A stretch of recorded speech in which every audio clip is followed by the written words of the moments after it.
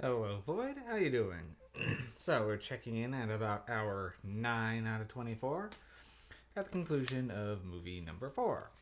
And pulled one out of my DVD collection that I had picked up a while ago. Excited to see. Never got around to actually putting it in. So, Malignant. Now, this one's... Oh, it's catching a bad glare no matter how I arrange it. Malignant. Now, this one's got a reputation. It's a love it or hate it kind of movie.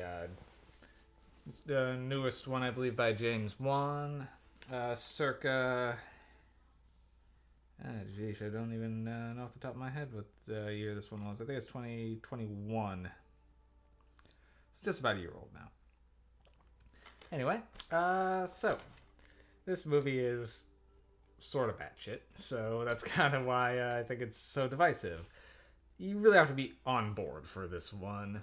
And just kind of let it be as ridiculous as it is. Because, yeah, it's ridiculous.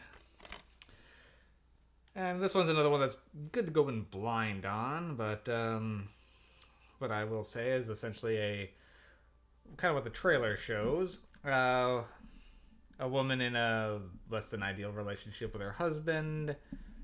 Her husband ends up being murdered by a mysterious assailant, and thereafter she begins seeing visions of other people being murdered by the same assailant. A person who seems to move unnaturally and have some sort of supernatural strength. This person, who's she later begins referring to as Gabriel, is her imaginary friend from childhood come back.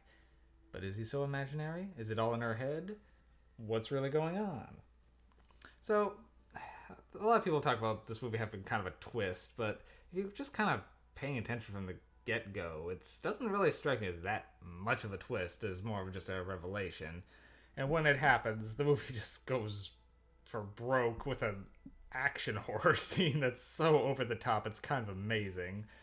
I will say I was entertained by this movie. I don't view it as that scary of a film, but it is so over the top. I was enjoying it. It's one of those things where you gotta be okay just to throw logic out the window and just enjoy the ride. And Malignant is a lot of fun. I will say it's decently acted for the most part, and the relationship between our main character and her sister is really heartfelt, so that's working very well. And the design on Gabriel is delightedly twisted. The gore effects are way over the top, and for the most part, those are working for me. There are some dodgy CG moments here or there, like when an arm gets shoved all the way through someone, it looks very CG.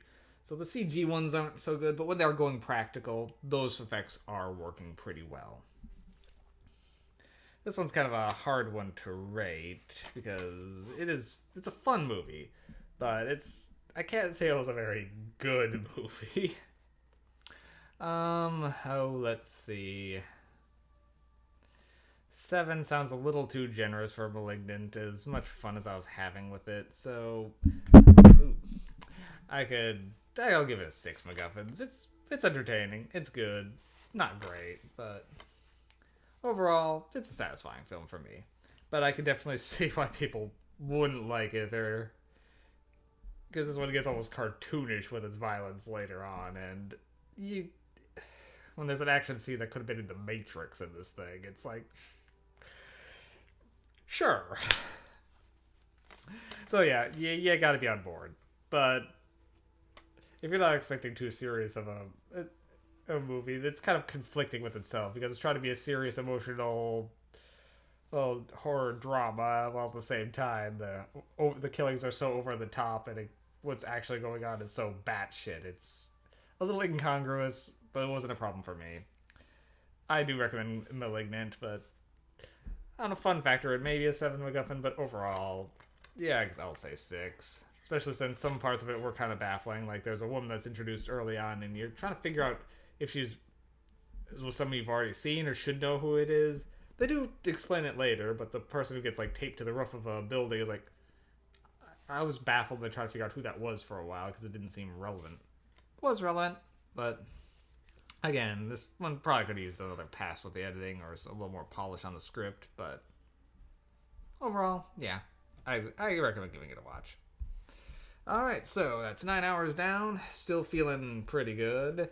A little restlessness setting in, but not too bad yet. So